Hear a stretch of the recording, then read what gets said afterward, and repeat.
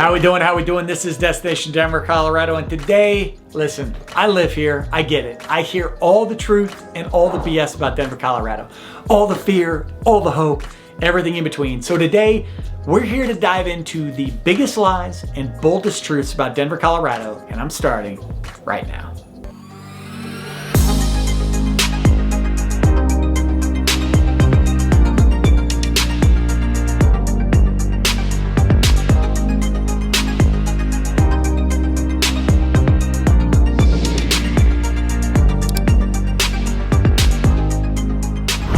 All right, this is Destination Denver, Colorado. I'm your host, Jimmy Everson, listener. If you're interested in learning all the ins and outs, pros and cons to moving to or around the Denver metro area, then this is the channel for you. So that subscribe button and notification icon you see on your screen, make sure you click on that as I'm dropping new videos for you each and every week. And as much as I try to be informative here on camera, I'm also a licensed mortgage broker covering the entire state of Colorado and team with some of the state's most talented realtors. And we're helping people move here each and every day.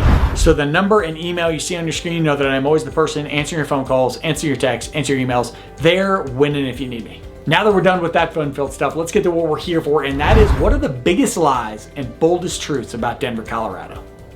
All right, so first, right out the gates, let's be real. I'm going to start pretty light in this video. I'm not going to dive into some of Denver's biggest issues.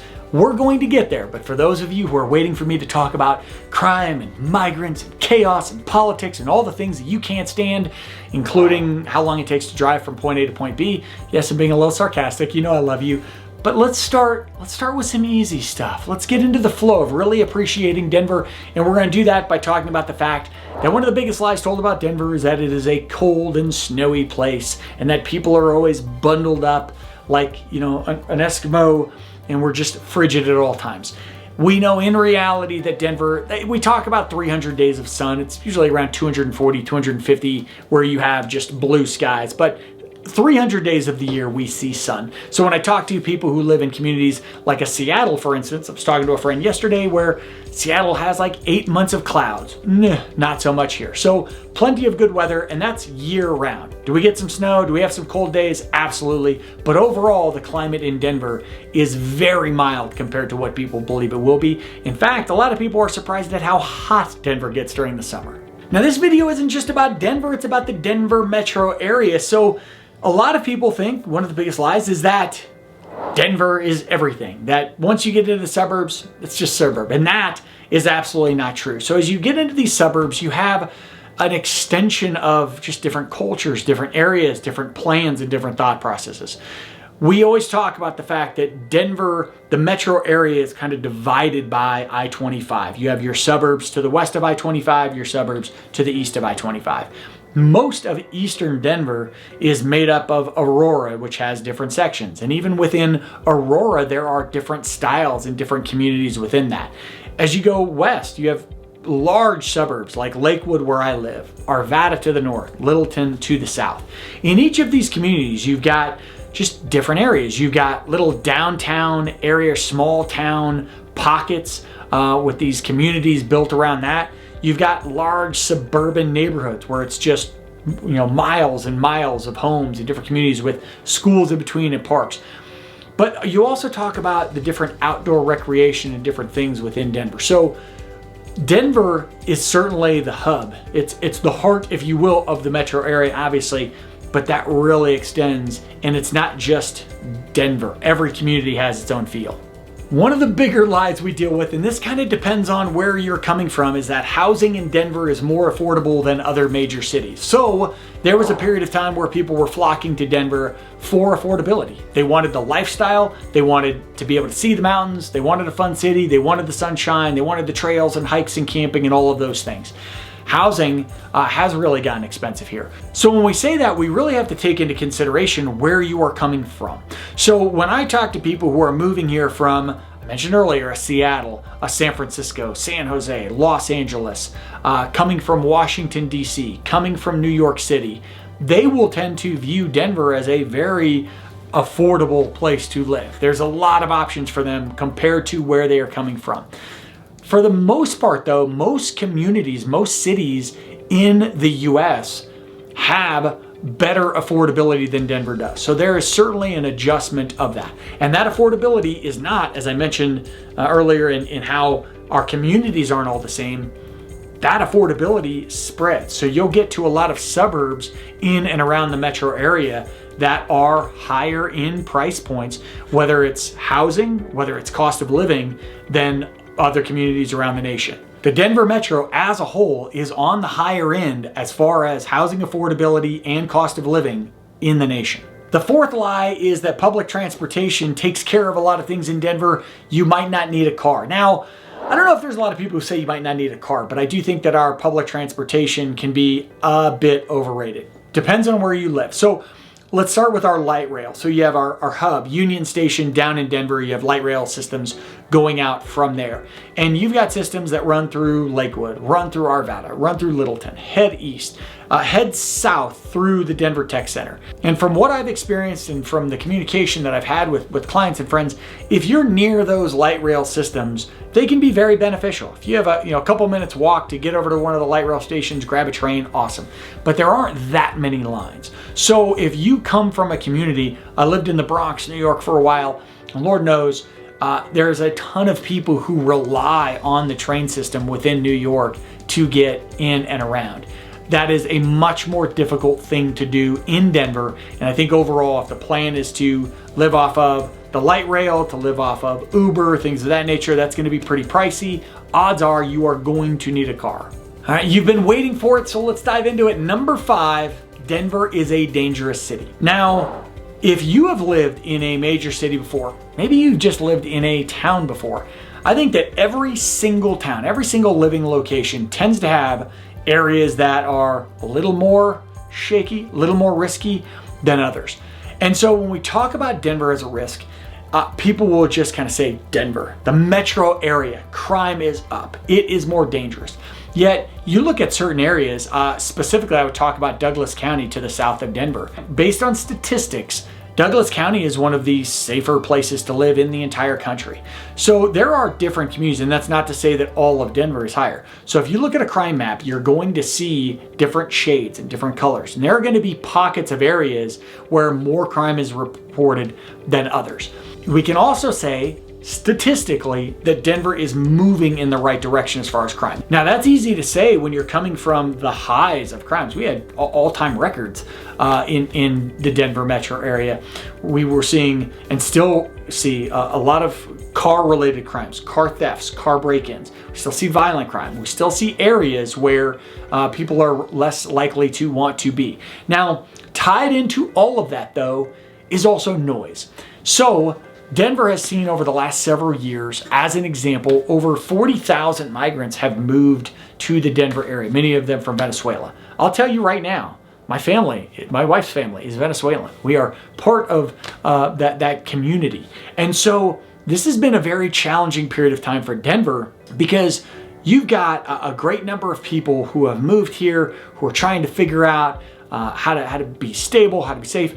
And then within that, you've got some really bad actors. As of the making of this video, there's a lot of noise out in Aurora, Colorado, a lot of action being there. You've probably seen it on the news. And for all the people that are getting ready to jump into my comments on this, if you want to have a conversation, I'm all for it. If you want to give me some perspective, I'm all for it. If you want to be a jerk, if you want to say something ignorant, if you want to talk about how the Hells Angels are coming here to handle stuff, chances are I'm just going to remove your comment. So you can spend 30 minutes making it, if it's not polite, if it's not at least like reasonable for somebody to counter, or I shouldn't even say counter, but have a conversation about, I'm just going to delete you. I'm telling you that right now, and sorry for you if that upsets you. But I'll continue to give you some crime stats here. Overall, I believe that Denver is no different than any major city. As you start to look at different communities, you're gonna look at your research as far as crime stats. You're gonna see certain areas rise to the top of these crime stats. Certain areas you're probably going to choose to avoid or not be around.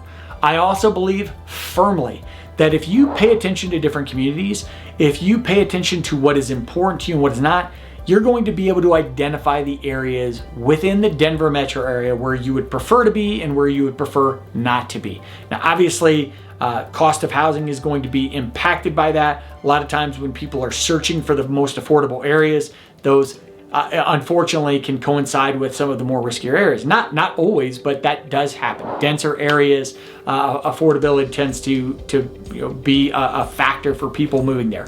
The more dense the area, the more you tend to see crime reported. So the closer you get to our population dense areas, Denver, the heart of Denver, you're going to see that. Is crime a problem in Denver? Absolutely. Do I have plenty of friends, including business partners in law enforcement, who say it's a problem? Absolutely. Is the migrant situation a problem? Absolutely. Is it as bad as people tend to voice? I live here. My family lives here. My friends and their families all live here. None of us plan to move. For what that matters, that's the perspective I'll give you. Now that we got a little heavy, let's get a little light. The sixth lie is that everybody in Denver is an outdoor enthusiast, and that's right. We're all triathlons. I ran 7 marathons this morning. That's not true. I did go to the gym for 45 minutes, but that's about it. I was actually indoors. What am I even talking about? But while we love our outdoors and we love getting outdoors, not everybody is a huge outdoor enthusiast. Not every single person goes for hikes every weekend. Not every single person goes for skiing. There are plenty of people who prefer city life. In fact, I was one of them. When I first moved back to Denver after being gone for 12 years, I didn't understand hiking. I thought, why am I out here doing this when I could be, I don't know, sitting down watching a football game? As time passed, I've become more and more intrigued by outdoor activities. I still don't ski, still don't snowboard. You could judge me for that. But not everybody is an outdoor enthusiast. There's plenty to do whether you are a city person, there's plenty to do whether you're outdoor, and there's plenty of in between. So you won't have an issue if you are not the super outdoorsy, rugged backpacking type. Lie number 7, and this is for folks that do not live here, because folks that live here would never say this, but that is traffic in Denver isn't very bad. Now, you'll hear it from people who, and rightfully so, come from extremely dense areas. So I'll hear people that live in Los Angeles, San Francisco, Chicago, New York, Miami. Mainly it is the Los Angeles, Chicago folks. I think those two kind of rise to the top that say traffic isn't bad here. People that live in Denver will complain about traffic nonstop. For me, I think it is annoying. It's not brutal, it's annoying. That 20-minute drive can turn into a 30 to 35-minute drive a lot. There's areas where it slows down. Very rarely does Denver traffic flat out stop. Very rarely are you just kind of like moving inches at a time.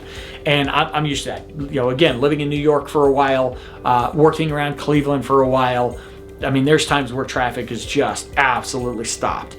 You don't really see that in Denver. The 8th lie about Denver is that we're, just like an express town to the Rocky Mountains, like we're some mountain town, Old West, gunslinging town. Listen, Denver's got a lot going on. Denver's got all the professional sports you could see. It's got concerts left and right. It's got, huge event spaces. It's got restaurants. It's got nightclubs. Is it a Miami, a New York, a Los Angeles? No, absolutely not. But it is not a mid-major. Denver is a substantial city with a lot going for it. So while we love the fact that we can get to the Rocky Mountains and that we have that right there, it's one of the coolest things about Denver. It's one of the reasons that while you have all these complaints, all of these things, affordability is an issue, crime's an issue, traffic's an issue, people still want to live in Denver. And they still want to live in Denver because you've got a great city. You genuinely have, by and large, a great city, and you've got the Rocky Mountains right there. I don't know if there is another city that checks as many boxes as Denver does. There aren't many of them.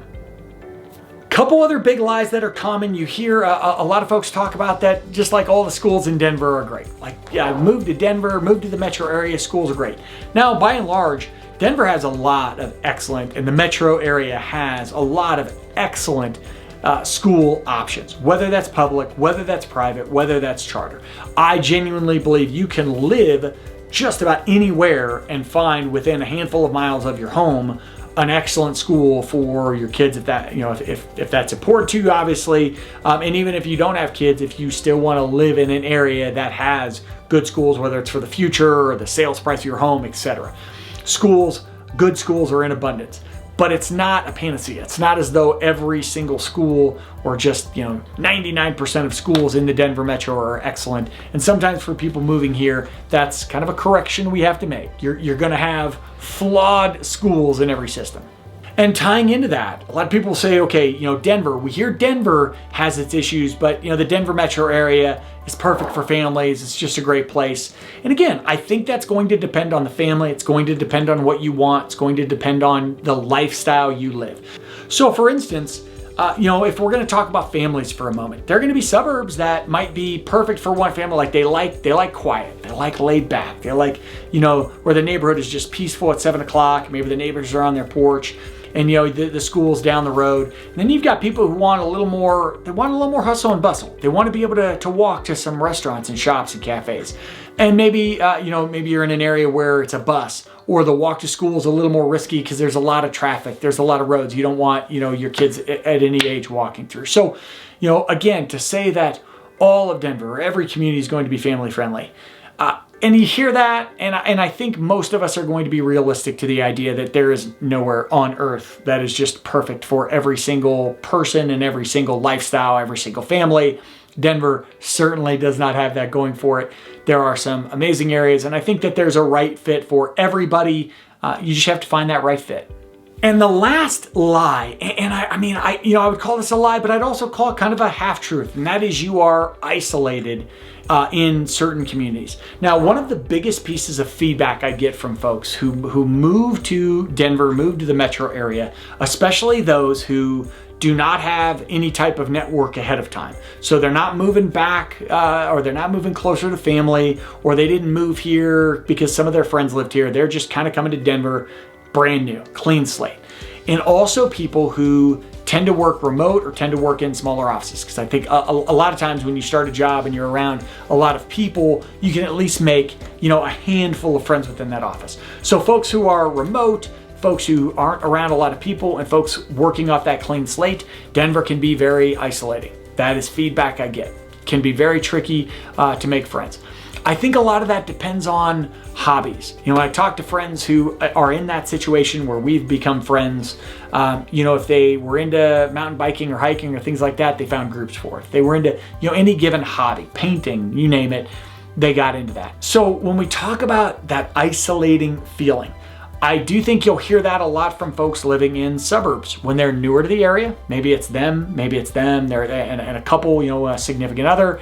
And they, especially when they don't have kids, because school-age kids tend to help some people. Again, feedback I get, tend to help people make friends. So does Denver have this like isolating feeling getting outside of Denver? But the truth in this is that you have a lot of communities in and around Denver that are really community driven. They want to bring people in. They want to have different festivals. They want to have different events. They have like different concerts, but they also have different reasons to meet the neighbor. Whether these are neighborhood events, whether these are suburb-wide events, community events, you see a lot of that. And you'll see it both in suburbs and some of the smaller towns and areas around Denver. So a lot of opportunities to meet people.